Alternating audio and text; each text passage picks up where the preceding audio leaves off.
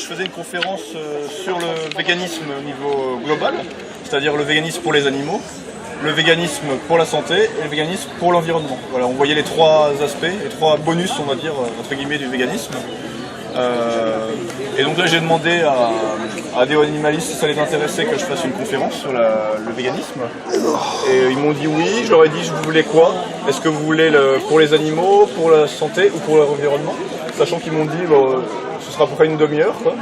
Et ils m'ont dit bah ouais, sur la santé ce sera pas mal parce que généralement c'est les premières interrogations des personnes à ce sujet-là, c'est leur santé, ce qui est tout à fait normal. Oh bon. Et donc voilà, en fait, c'est une conférence que je faisais. La partie animaux et environnement, c'est moi qui l'assurais, cette partie-là. Et la partie santé, c'est une amie naturopathe qui a fait cette présentation-là et qui faisait cette présentation. Après, cette amie naturopathe, elle est plus là depuis longtemps. Et du coup, j'ai repris sa présentation et je suis son déroulé. Voilà. C'est assez simple en fait, ça donne des bases. J'espère que ça va répondre grosso modo à vos questions. Voilà. Alors après, qui est-ce que je suis pour parler de végétalisme et santé? Je suis personne en fait, je suis ni médecin, ni naturopathe, ni diététicien en fait. Je suis juste vegan depuis plus de 7 ans.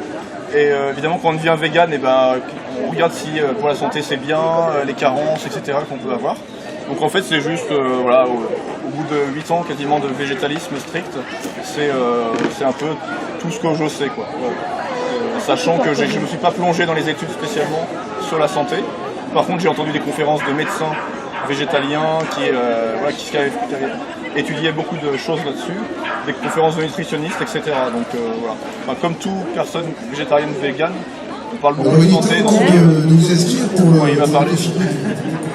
Alors, déjà on pourrait se dire que le végétarisme c'est n'importe quoi, parce qu'il faut de la viande, hein, tout le monde le sait. On est omnivore, donc la viande elle fait partie d'une alimentation équilibrée. Enfin ça c'est tout ce qu'on... C'est un peu des idées reçues, voilà. Les premières réactions par rapport aux personnes qui ne connaissent pas du tout le sujet, c'est ça, non, il faut de la viande. Les hommes ont toujours mangé de la viande, en plus depuis l'histoire de l'humanité, on a toujours mangé de la viande. Et puis faut manger de la viande pour être en bonne santé, et la viande ça donne de la force. Bon ça c'est les trucs de base en fait auxquels les gens qui ne sont pas forcément informés pensent, enfin qu'on entend souvent. Et par rapport au lait aussi, comme je vais parler végétarisme et végétalisme, c'est tous les produits animaux. Et par rapport au lait aussi, on dit c'est bon pour les os, etc. Enfin tout le discours santé sur le lait dont on a entendu parler par rapport aux publicités ou à certains nutritionnistes ou médecins. Voilà, ça c'est un peu les idées reçues. Bon tout ça c'est faux en fait, c'est complètement faux. Alors, c'est non seulement faux, mais c'est du pur marketing de l'industrie. Donc, alors l'homme est-il vraiment omnivore? En fait, on peut se poser cette question-là. En fait, les caractéristiques physiologiques de l'homme, c'est impropre à une alimentation carnée. En fait, physiologiquement, on n'est pas fait pour ça. Parce qu'on a une petite bouche avec une mâchoire courte, contrairement par exemple aux chiens, aux lions, etc. Ils ont un museau et une mâchoire beaucoup plus développée. Et pareil pour les muscles faciaux aussi, on a moins de force dans la mâchoire que les prédateurs, on va dire, les animaux prédateurs. Par rapport à la mastication, en fait, voilà, on a moins de force dans la mâchoire pour mastiquer les aliments, dont la viande qui demande beaucoup de mastication. Et notre dentition n'est pas adaptée en fait. On a juste 4 canines. Et les canines c'est pour déchirer la viande en fait. Voilà. Et la plupart des dents sont plates qui cisaillent. Donc ça c'est principalement pour les végétaux, les fruits. Par rapport à l'anatomie comparée. Je dirais même qu'il y a une grande différence aussi qu'on peut constater, c'est que dans la manière dont on mâche, c'est-à-dire qu'un carnivore va mâcher de haut en bas, comme ça, alors qu'un herbivore peut faire ça. Voilà. Donc nous, comme vous le voyez quand vous regardez une vache par exemple, vous regardez une vache, elle va faire, voilà. Un carnivore, c'est de haut en bas, ils ne peuvent pas faire de gauche à droite, alors que tous les herbivores, eux, peuvent bouger leur mâchoire de haut en bas et de gauche à droite. Voilà. Alors aussi au niveau du système digestif, et ben, on a une salive neutre, un estomac volumineux et un intestin long, ça fait 10 mètres à peu près d'intestin, et avec des replis. Et ça, c'est pas par rapport à un carnivore. Le carnivore a un intestin beaucoup plus court, ce qui fait que la viande transite beaucoup plus rapidement dans le corps d'un carnivore par rapport à un animal non carnivore. Voilà. Donc, si on compare, on fait l'anatomie comparée entre un humain et un animal carnivore, et ben c'est très différent. Sachant qu'il faut à peu près 18 heures pour évacuer la viande de son corps. Donc vous imaginez, là, elle a le temps de pourrir entre-temps. Et puis, nos griffes sont pas très développées, ça s'appelle des ongles, et c'est pas très adapté pour la prédation sur des animaux, sur d'autres mammifères en fait. Voilà. Donc c'est sur l'anatomie comparée qu'on se base pour dire que l'homme est un animal frugivore en fait. On dit qu'on est des proches cousins des chimpanzés, des bonobos, etc. On est beaucoup plus proche de ces animaux-là, qui ne sont pas des animaux carnivores, des purs carnivores à la base.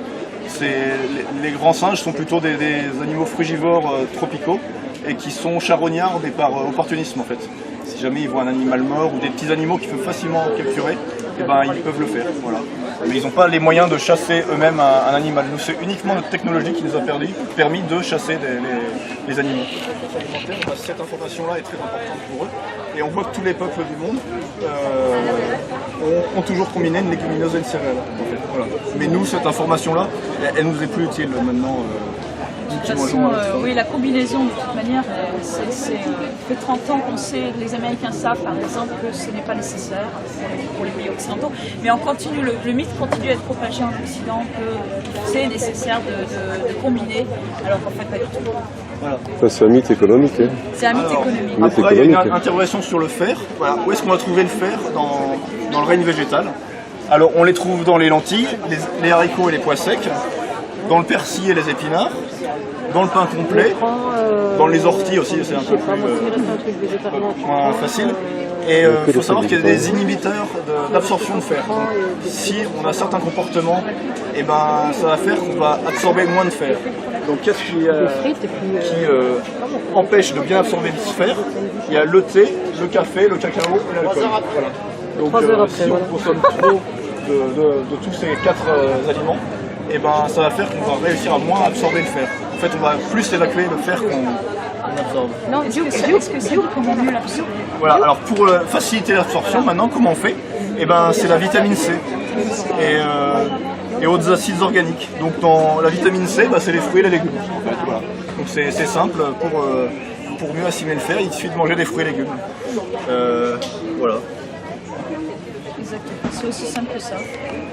Donc, du coup, si on prend les 4 catégories alimentaires, eh ben, on a les fruits et légumes et on a aussi ce qui apporte du fer et tout se passe bien. Parenthèse personnelle, pour le fer, il vaut mieux, lors d'une analyse, le fer contrôlé. Par exemple, moi j'ai trop de fer, je le stocke. Voilà, faire gaffe à ça. À l'occasion d'une analyse de sang, on peut demander son taux en fer. Mais attention, parce qu'eux ils se basent aussi sur les taux des gens qui mangent une alimentation omnivore. Moi je leur dis que je suis végétarien. Et donc, oui, mais leur base est en fonction des données prises sur la population générale qui elle mange trop de viande, avale trop de fer héménique en plus, et qui est d'autant plus malsain. Et donc eux ils basent à partir de ça et pas en fonction d'une alimentation végétale qui va peut-être avoir des taux plus bas, ce qui est normal. Alors moi ils sont plus hauts. Alors après le calcium, donc on a dit que dans le lait il y avait du calcium mais qu'on l'a absorbé très mal, donc où est-ce qu'on le trouve du coup dans le règne végétal? Alors on le trouve dans tout ce qui est légumes verts, en particulier la famille des crucifères. Donc les crucifères c'est les choux, les brocolis, les choux verts et les choux chinois. Voilà. Et on le trouve aussi dans les oléagineux, par exemple le sésame. Le sésame on contient beaucoup, quoi. Dans les fruits secs aussi, par exemple les figues. Le lait de soja enrichi et les aliments dérivés du soja. Voilà. On trouve des laits végétaux dans les magasins bio où c'est écrit enrichi en calcium. Voilà. Et dans les algues aussi, on en trouve. Voilà. Sachant que de toute façon le lait de vache est souvent lui-même enrichi par l'industrie pour compenser ce que les vaches n'arrivent plus à apporter elles-mêmes à travers leur alimentation, puisqu'on les nourrit principalement avec du grain OGM. Et donc qu'est-ce qui favorise l'absorption du calcium? Bon, on a vu qu'il y avait le magnésium, mais il y a aussi la vitamine D, donc le soleil en fait. Voilà. Merci madame. Alors après, il y a tous les nutriments, plein d'autres nutriments, la vitamine A, B, C, D, etc. Enfin, il y a tout un tableau nutritionnel qu'on peut trouver au stand de l'AVF. Voilà. Voilà, vous avez tout par rapport aux nutriments et aux vitamines. Voilà. Où est-ce qu'on les trouve? Bon, ça sert au début quand on devient végétarien ou végétalien. On se dit ah bah ouais, ça on le trouve là, ça on le trouve là. Et en fait, assez rapidement, on se rend compte que si on mange varié, eh ben, on a tout ce qu'il faut. Mais attention, il y a quand même une vitamine qui manque. Alors. Tu parles de la B12 là? Ouais, voilà. C'est. Ah bah il doit plus avoir de batterie. Bon bah c'est pas grave. On continue comme ça. Il y a une vitamine quand on est strictement végétalien qui nous manque en fait. C'est la vitamine B12. Bon, personne connaît la vitamine B12 en gros, sauf les végétariens ou les végétaliens, parce que c'est un point de vigilance où il faut vraiment faire attention à ça. Et en fait, c'est une vitamine qu'on n'arrive plus facile, enfin on la trouve difficilement maintenant dans la nature, on va dire. Et si on la trouve pas à des taux suffisants pour nous. Et comment ça se fait alors que les personnes qui mangent de la viande et des produits animaux se posent pas de questions par rapport à la B12? C'est parce qu'en fait, on donne aux animaux d'élevage plein de compléments, des antibiotiques, etc., des vitamines, pour les booster en fait, et pour pas que la population nationale, enfin la population soit elle-même carencée. Et donc, on donne des suppléments de vitamine B12 aux animaux d'élevage, ce qui fait que les personnes qui mangent des produits animaux ont cette B12 par ce biais-là. Et donc, les végétaliens qui mangent directement les végétaux, eux, n'ont pas assez de vitamine B12. Et donc, il faut prendre des compléments alimentaires en fait de B12. Après, c'est quand on est strictement vegan, il faut vraiment faire très attention à ça. Mais c'est pas si contraignant que ça. Par exemple, moi, je prends un petit cachet tous les 15 jours. Voilà. Donc, c'est vraiment. Et ça coûte 2,40 € par an. Voilà, donc c'est vraiment, ça coûte rien. Jérôme, au passage, je viens de tomber sur une étude très intéressante d'une étude américaine dans le journal Clinical Nutrition, qui est un journal médical professionnel, sur par rapport à la B12, où ils expliquaient, alors j'ai oublié le chiffre exact, mais ils disaient que 30 et 40% de la population américaine est déficiente en B12. Donc sachant que 30 ou 40% des Américains ne sont pas des véganes, déjà, et que dans l'eau, il y en a peut-être 1% qui sont véganes. Donc, autrement dit, ça confirme quelque chose que je savais déjà, qui est que c'est pas parce qu'on mange de la viande qu'on est forcément, qu'on n'a pas de risque d'avoir des carences en B12. Voilà, ça peut être pour tout le monde, simplement parce que la B12 est d'abord une question d'absorption plutôt qu'une question de quantité. La B12, en fait, il nous faut un minimum minuscule tous les jours dans notre alimentation, je crois que c'est 5 microgrammes, si je ne me trompe pas. Et donc, si elle est mal absorbée, on mange de la viande ou non, si elle est mal absorbée, on ne va pas l'avoir. Donc, les gens qui ont une alimentation carnée absolument désastreuse, comme on l'a dans l'Occident, ont énormément de problèmes d'absorption de vitamines et minéraux, pas uniquement la B12, mais de vitamines et minéraux en général. Donc, il y a beaucoup de déficiences, notamment en B12, mais aussi en d'autres nutriments. Voilà. Mais bien sûr, dès qu'on parle végétalien, tout de suite, c'est la B12. Pour résumer, en gros, c'était comme le disait l'association des nutritionnistes américains et canadiens, on peut être très bien végétarien ou végétalien, quel que soit le stade de la vie, les enfants, les personnes âgées, les femmes enceintes, il n'y a pas de problème. Il suffit d'avoir une alimentation équilibrée en mangeant un peu des 4 groupes alimentaires et avec une petite vigilance sur la B12, principalement si on est strictement végétalien. Et après, mais ça c'est la population, toute la population qui est carencée, généralement c'est en vitamine D, parce qu'en fait on ne prend pas assez de soleil, généralement. Bon là dans le sud c'est mieux, mais voilà, mais c'est pas propre au véganisme. Mais il faut quand même le dire que, voilà. Ouais, j'ai pensé là, comment ça fatigue. 70% de la population mondiale a des déficiences en vitamine D. Alors pourquoi? Parce qu'on est tous devenus sédentaires, on est tous dans des bureaux. On est tous enfermés, très souvent ce soit à la maison ou dans les bureaux. Très peu de gens, comme dans les temps anciens, travaillent par exemple à l'extérieur. Autrefois, il y avait plus de paysans, par exemple, donc ils étaient exposés au soleil toute la journée. C'est plus le cas, on est devenus des gens très citadins, sédentaires. Voilà. Et la carence en vitamine D, qu'est-ce que ça a comme effet? Principalement comme effet que ça diminue notre défense immunitaire. Et donc on a plus de carence en vitamine D l'hiver évidemment, comme il y a le soleil. Et ce qui explique en bonne partie qu'on est plus malade en hiver en fait. Ça fait le soir et tout, je crois que... comme nos défenses immunitaires sont baissées, on est plus apte à choper des maladies. Donc bah, ça devait durer une demi-heure, je pense que j'en suis bien au-delà d'une demi-heure. Donc le mieux c'est si jamais vous avez des questions, bah, n'hésitez pas, Véronique et moi et d'autres personnes qui peuvent être, qui souhaitent répondre et qui ont aussi des compétences là-dedans peuvent vous répondre. Si vous avez des interrogations sur la santé, le végétarisme ou le végétalisme. Moi, il se trouve que c'est mon métier en plus, donc allez-y. Voilà, en plus, Véronique est vraiment, c'est son métier, c'est une spécialiste. Et moi j'en ai une, quand on est accro au laitage, parce que vous dites vous-même qu'on est accro, oui. Il faut trouver un moyen pour se déshabituer. Pour moi, c'est la même chose que d'arrêter de fumer. C'est comme une drogue. Oui, c'est une drogue. Donc, faut vous pensiez à ça en tant que drogue. C'est-à-dire que si vous voulez arrêter, il faut couper complètement. Il faut couper quand même. Alors, vous donnez... Moi, je vais vous dire comment j'ai fait. Je me suis... C'est bon le repas. Non, mais attendez. Laitage, attends, Véro, laitage, c'est quoi pour vous? C'est les fromages, les yaourts, les faisselles. C'est bien ça. Voilà.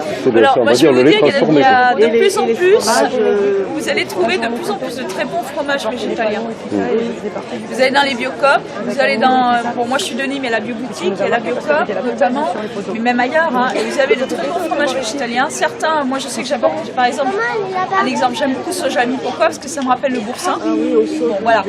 Ils ont... Allez, bon.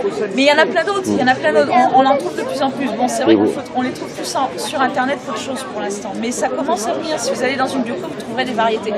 Mais dites-vous bien que le fromage, c'est une drogue. Et si vous pensez à ça en tant que drogue, et si vous pensez au fat, moi aussi j'y pense aussi du point de vue éthique, parce que chaque fois qu'on mange du fromage, on enlève un bébé à sa mère. Bon, moi, rien que de penser à ça, déjà, un bébé à sa mère. Oui. Parce qu'une vache, pour avoir produire du lait, il faut qu'elle ait un veau. Oui. Comme une femme. Il faut qu'elle ait un enfant. Bon. Mais le veau, il grandit. Mais non, le veau, on le met dans une cage et on le tue au bout de 6 mois et ça devient de la viande de veau. Il n'y a jamais, il n'y a pas de... Les vaches laitières ne... Le fromage, quel rapport?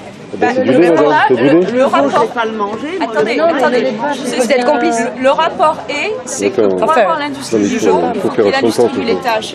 Ah oui, s'il y a quelqu'un mange du veau, c'est qu'il y a l'industrie du laitage. Le veau, on l'enlève à sa mère au bout de 2 jours. La mère va pleurer, crier après son bébé pendant 2 jours. On le met dans une cage pendant 6 mois, on lui donne une nourriture anémique, parce qu'il faut que sa viande soit tendre, hein, c'est ce que veut le consommateur. Et au bout de 6 mois, on le tue. Si c'est une femelle, on le met en esclavage comme sa mère. Oui, mais le lait, qu'est-ce qu'on en fait? On le donne aux humains. Le lait, on le pique pour les humains. Au lieu de le donner à son bébé, on le pique pour les humains. Bon. On lui prend son lait. Le veau, qu'est-ce qu'il reçoit? Je pense qu'elle en a assez pour les 2. Non. Le veau, non. Vous connaissez pas, c'est très complexe, madame. C'est pas je serais très heureuse de vous expliquer plus en détail comment est l'industrie laitière. Honnêtement, je vous le dirai.